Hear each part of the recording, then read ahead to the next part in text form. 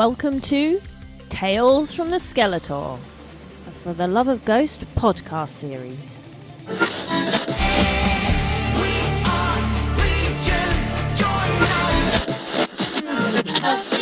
Hello and welcome to another episode of Tales from the Skeletour with me, Mama E, and my Elfie. And me, Natalie, and my buddy. Today we have a guest on. So, would you like to introduce yourself and let us know if you were a ritual virgin or if you've been to rituals before? Yes. Hi, my name is Mira, and I'm very happy to be on the podcast. So thank you for having me. I was not a ritual virgin when I went to the Skeletour shows. I'd been to a couple during the Impera era. So, but it was exciting to see how it would be different from the Impera shows. Yeah. Which rituals did you see on the Skeletour? So I went to London, Birmingham, and Linköping so far. So far, I like that. I like Yeah. that. I like that. It's good. It's good. So, how we do this, we have two spin wheels. I have a spin wheel. Natalie has a spin wheel. We have 36 questions on each one. So, no one knows what's going to be asked in this chat. So, Natalie gets to spin first. Question one. Oh, the pressure. Drum roll, please. I know. Spinning. Okay, this is an interesting one to start with. Would you recommend the rituals? Let me just think about, yes, obviously.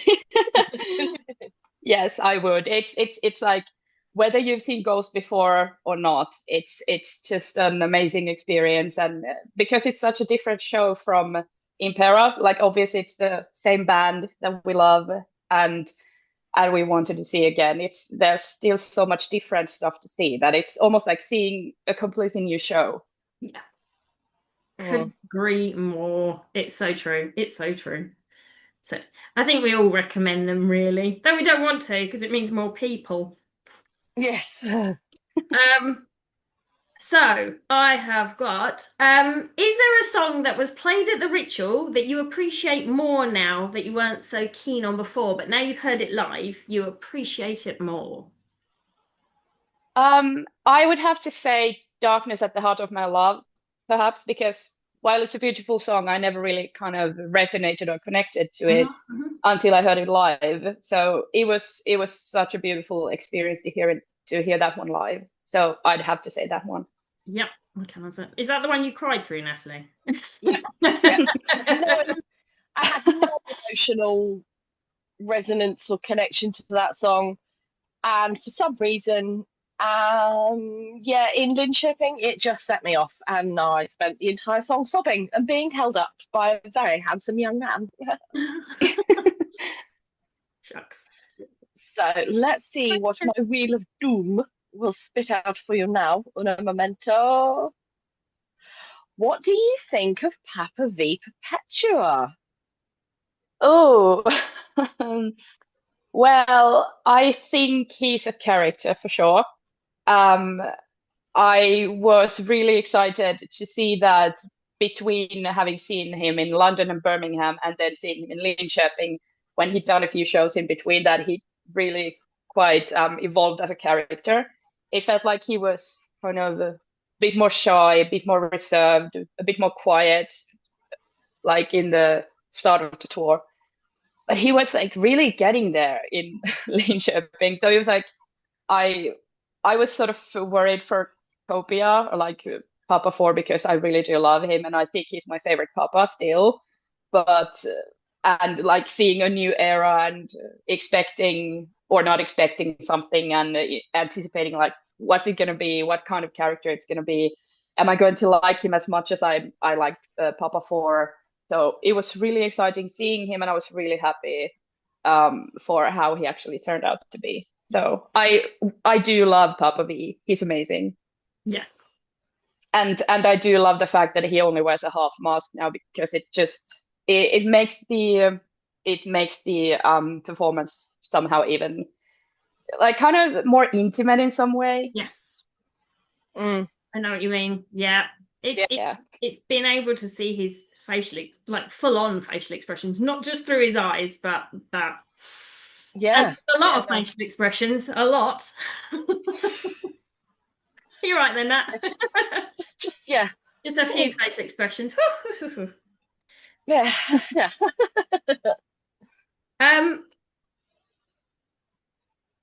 So I think my one keeps cutting questions off, so that's fun. Or is it your go now? Is my go, isn't it? What's my spin? She'll Yeah, go, mine mate. cuts some of the questions off, so I'm guessing, and it's not giving me the numbers. So that's really reassuring, isn't it? So I think it's related to the Ghoul Bangers. How excited are you when they release the Ghoul Bangers episodes, and have you managed to be in any of them? I was so excited to see what they were doing with Vanessa Warwick. As a millennial, I grew up watching Headbangers Ball and MTV. So I actually met Vanessa in Linköping, and I managed to tell her that it was such a blast seeing her on the tour, and that I really loved seeing everything they did. Um, I'm not sure if I'm in one.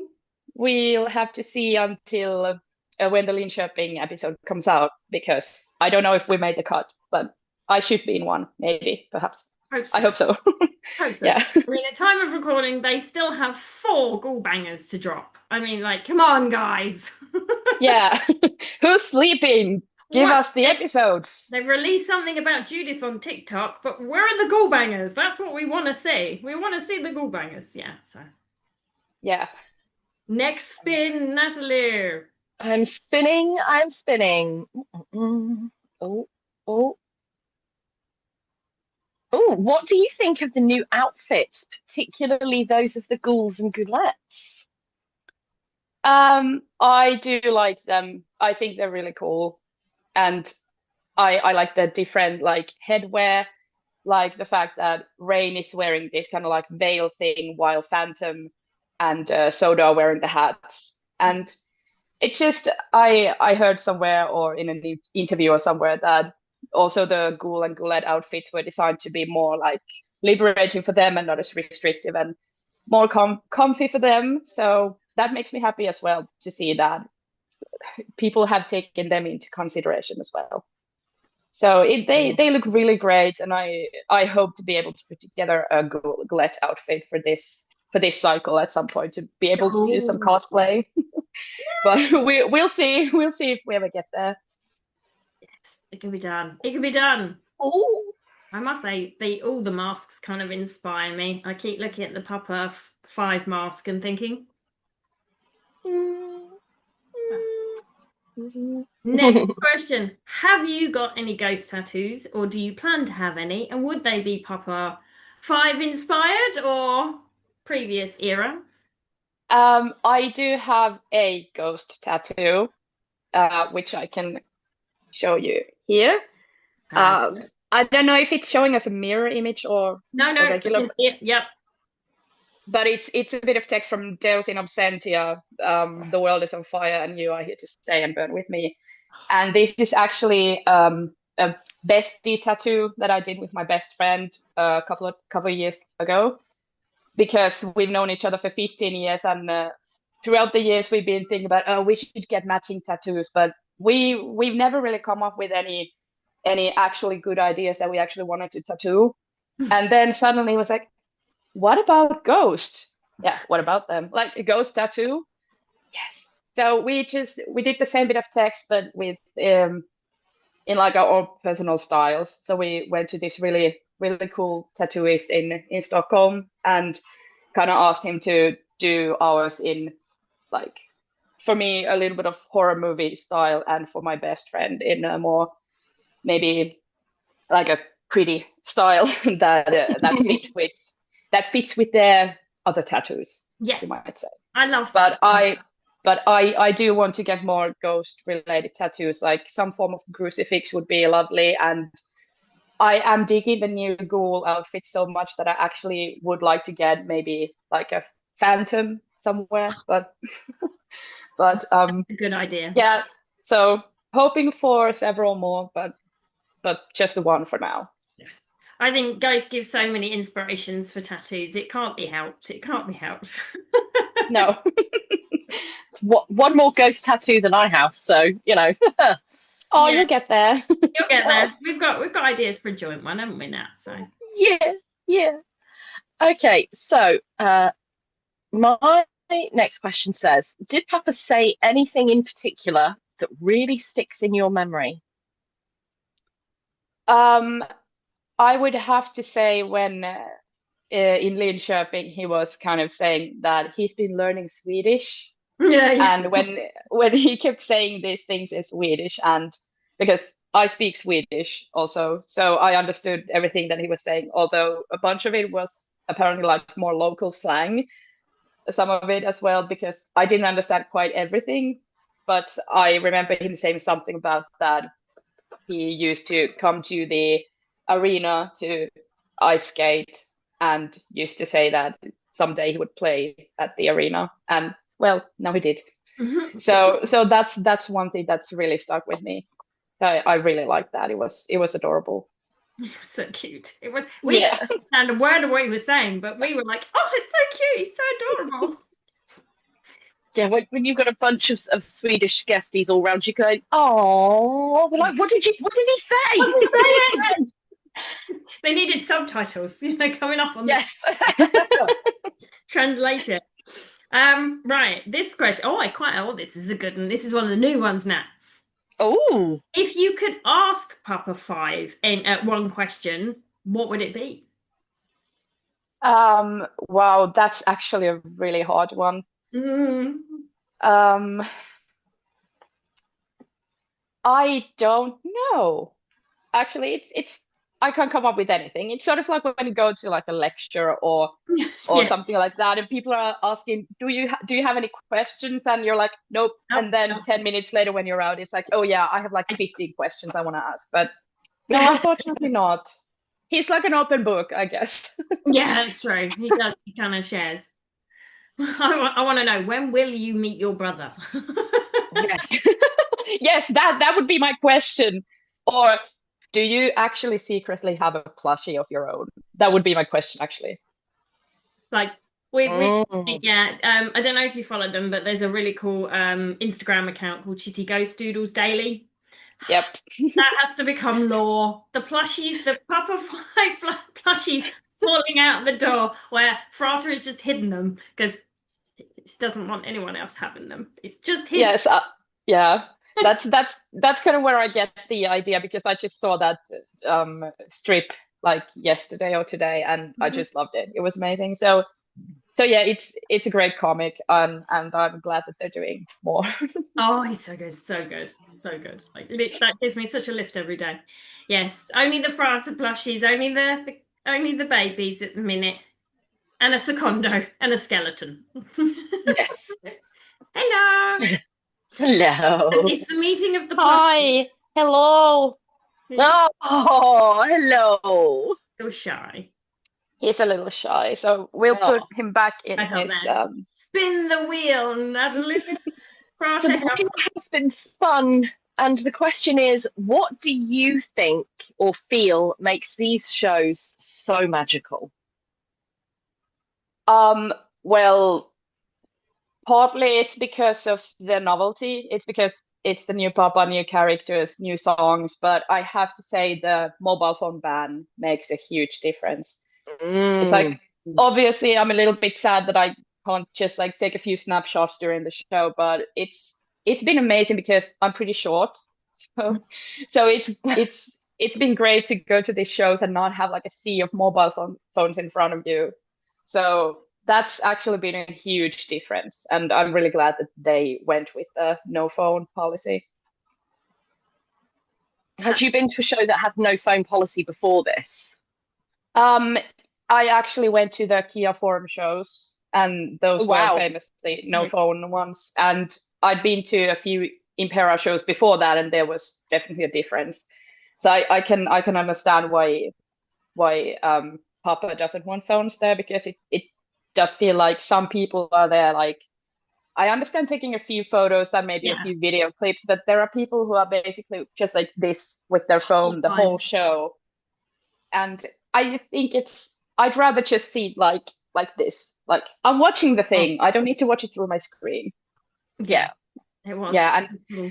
and I have to just once more give a shout out to Ghoulbangers Paul and Vanessa, because that makes it even more special that I love that they thought about the fans who won't be able to go to shows, so they can still see like some backstage material and see other guesties and see material from the shows, and it just really takes me back to the like late 90s, early 2000s Yeah. era when you could see all this amazing content on MTV and like stuff like that. So it's a combination of the no phones policy and all the extra stuff they're doing now to complement the shows that's made it really magical.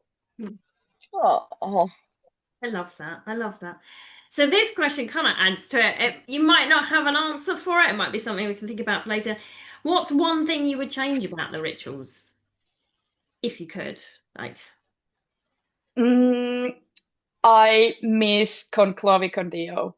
It yeah, has to be said. It's amazing that they've played some other songs that I've never heard live before, but Conclavi con Dio is such a cool song live. So I was just a tiny bit sad that they dropped it, but they made up for it with other song choices. So I may have literally screamed several times in London because of some of the song choices like, and stuff like that. So, but I do miss Conclavi con Dio a little bit and Watcher in the Sky. yeah. Which songs made you scream then? Now we need to know. Yeah, what was you screaming Yeah, at? I was kind of also trying to keep it like I don't want to spoil for anyone, Hails but from the anyway. Skeletour. Hails from the Skeletour. Skeletour. Well, I basically lost it when I realized that they were playing Majesty in London, because that's a song I've never heard live and I love it. It's one of my favorite Ghost songs ever.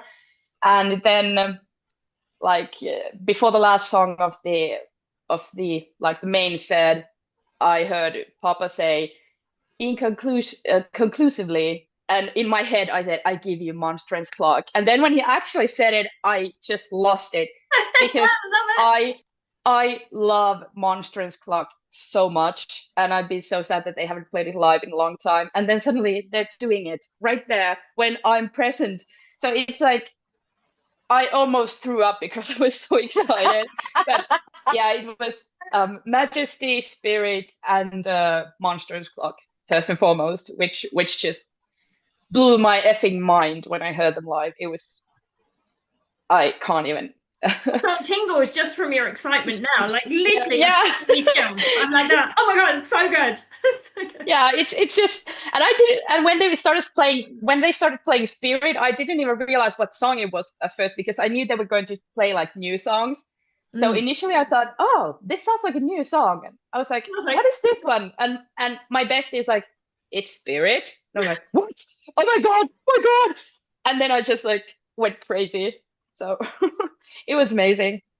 People must have thought I was a little bit crazy, but who cares? I don't think anyone at a ghost ritual is going to think anyone else is particularly crazy, because we all are. Yeah, probably not. All the best people are. Absolutely. Absolutely. Yeah. We are living proof of the fact. Exactly. Yes. 100%. So, can you tell us about your ritual outfits? Yes.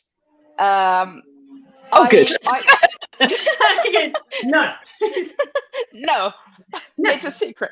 Now, it's actually, I don't do anything very special, because it's like I don't have the creativity to do like really cool cosplay. I did do like a Cardinal Copia inspired makeup in Linköping, but without like a full corpse paint. But it was pretty good. cool. It looked really good. I thought you looked amazing. So good.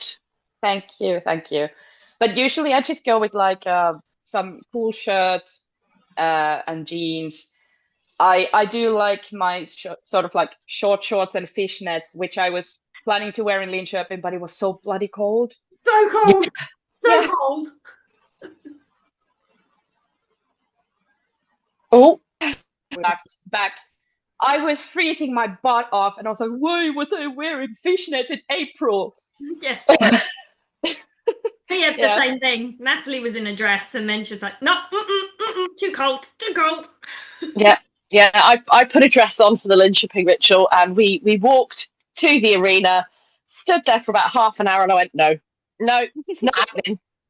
No, I need to go. I need to go back and get changed right now. I put tights Right under here. my ones. Yeah, right here, right now. We need to go and put more layers on because it's really cold. Yes. Yeah.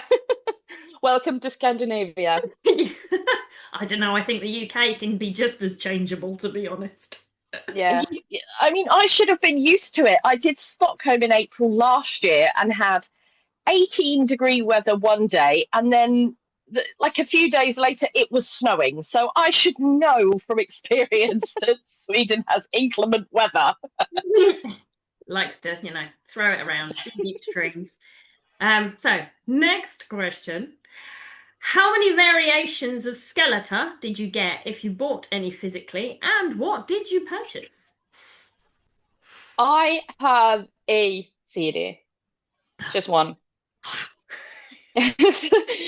Because actually, if I'm completely honest, I'm not at all a vinyl person. So it's like I plan to get all of the albums on vinyl in some version, like just one at some point.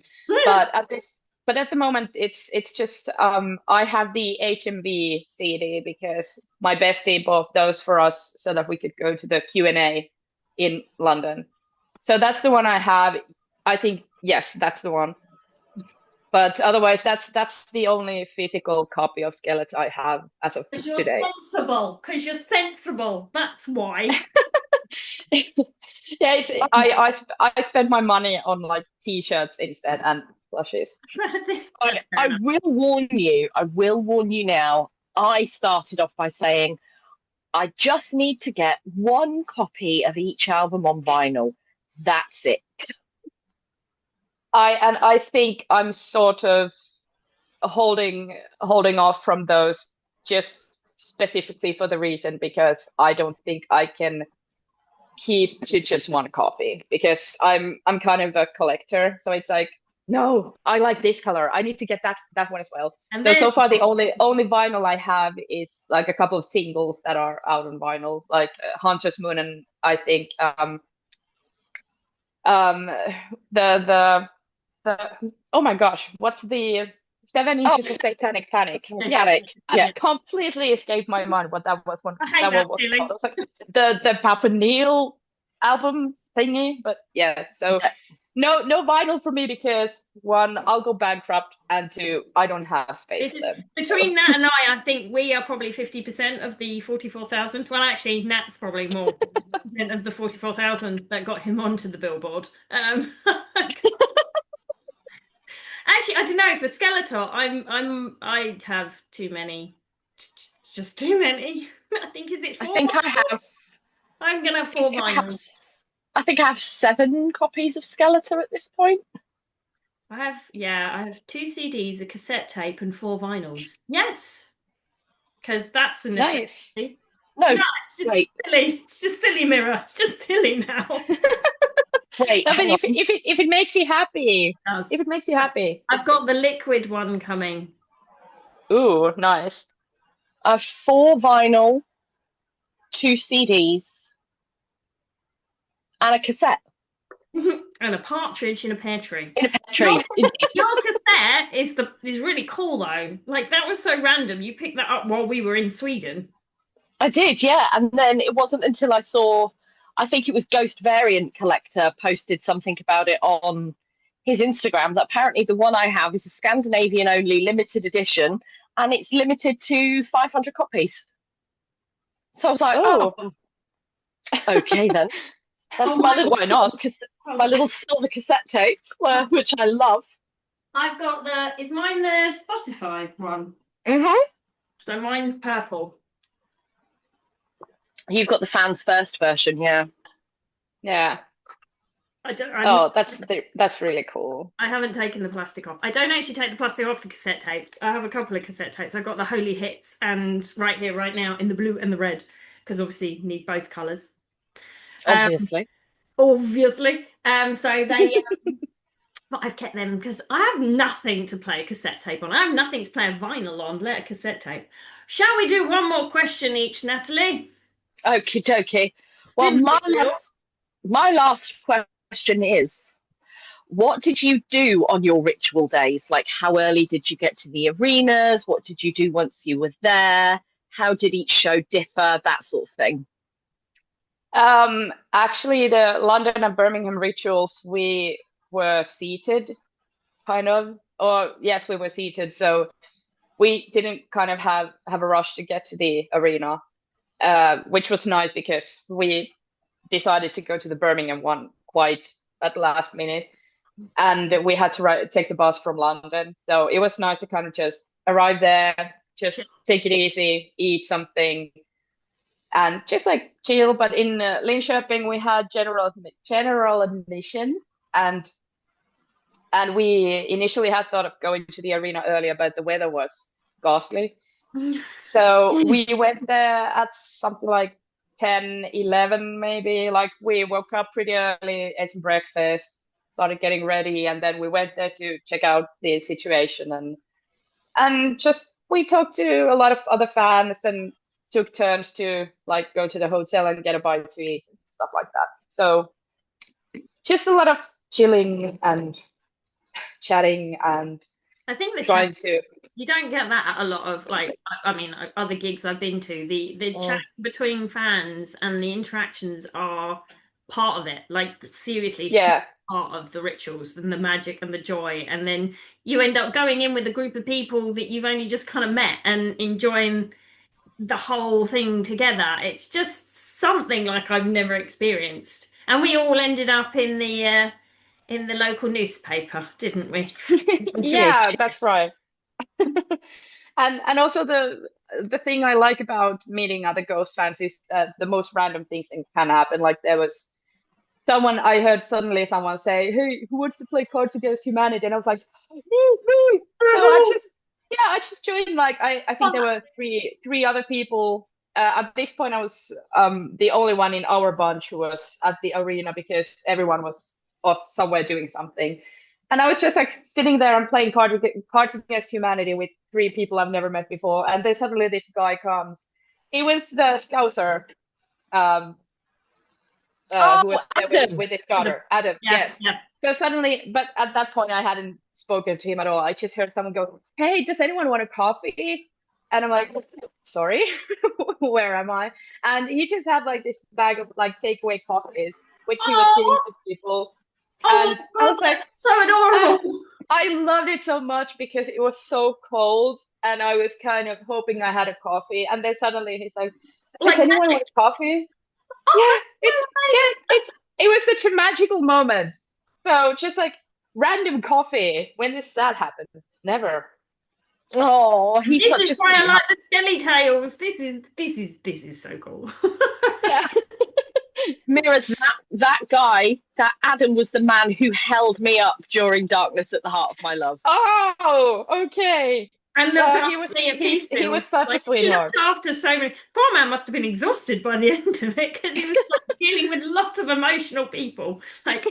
Peacefield was the one where I nearly lost it. Like that gets me every time with the Kabuki cat and his face on the screen. I'm just done. Mm. I'm done. Even if I hear it now and I think too much back to the beginning of the rituals, I'm in pieces. So I have to be really careful thinking about it too much. And yeah, he held me up for that. So, shout out to Adam for looking So after us. Adam, they should Coffees and rename the cuddles. song.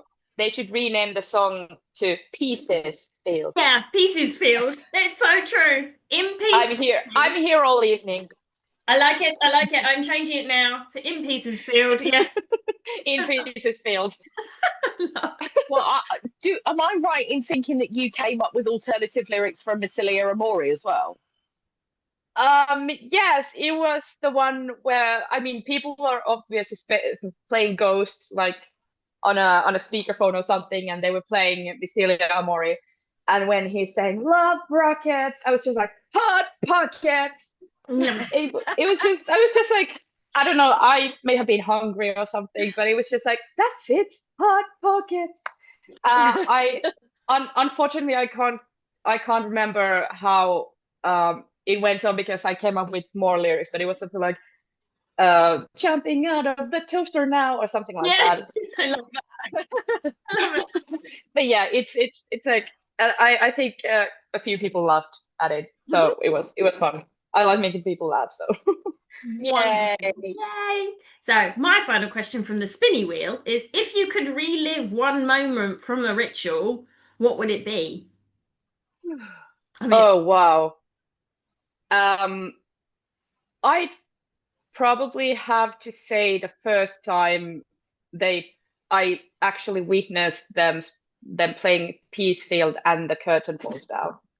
Because Yeah. it's like um because I heard the song live before I heard it on the record, it was like when I was listening to the album and it got to the point where the curtain falls down during the ritual, I just got like full body chills, which I wouldn't have gotten if I hadn't experienced live first. So I got think that's the first. Oh, poor thing. every time. Yeah. Yeah, but that's probably the first thing that comes to mind. But Yeah. obviously also Monstrance Clock, Yes. and I don't know, just all of it. Also, I always love hearing Year Zero live, so that's like my go-to answer.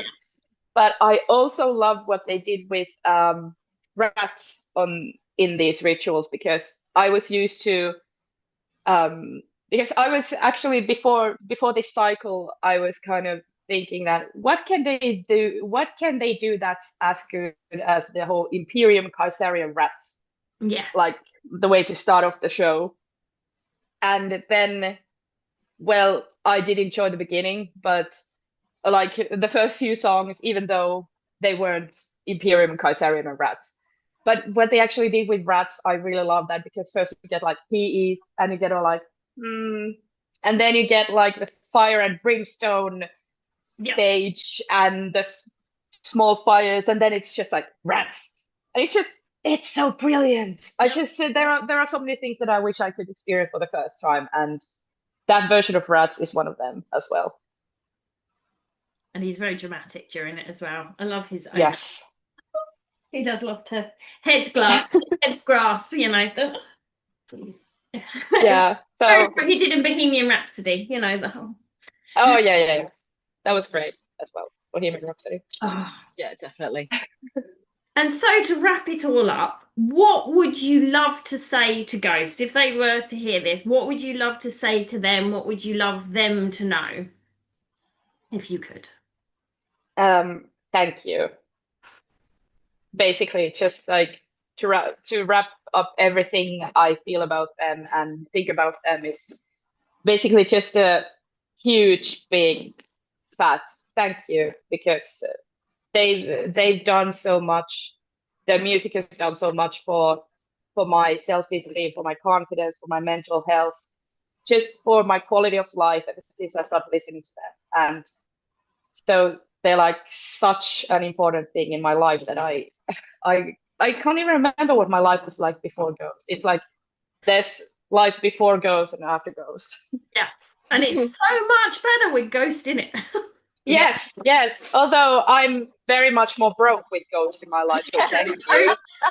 But but Ghost it's of like everything it's except money. No money. yeah. But as I've said when I've been speaking with my well other friends as well, but especially with my best friend who is obviously also a huge Ghost fan and who shared a lot of these moments with me. It's like I am very broke at some points in life because of Ghost, because of rituals, and because of traveling to go to rituals. But it's like the memories that I make from these. It's like as I can still live my life. I still have a home. I still manage.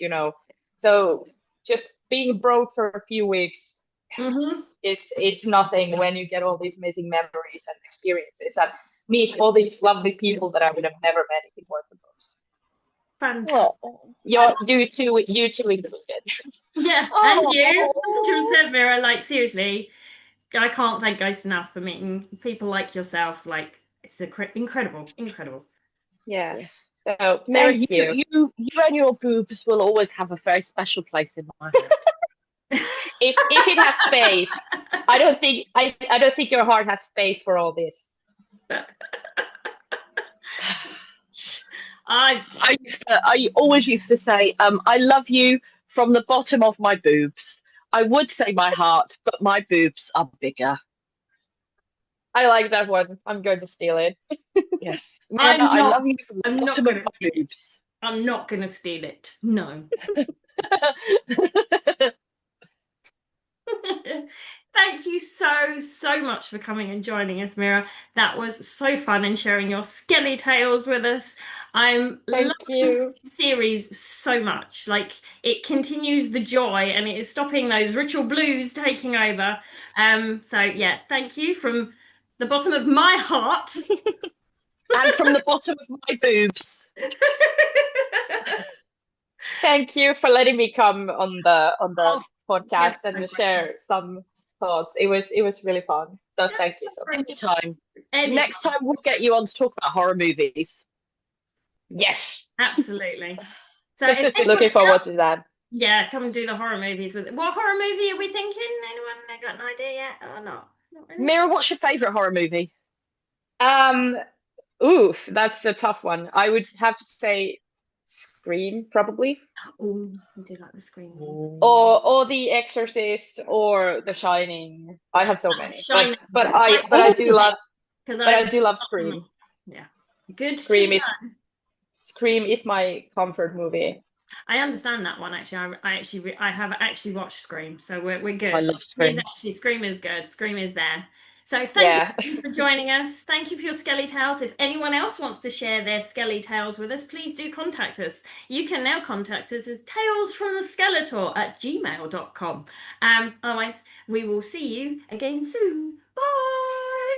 Bye. Bye.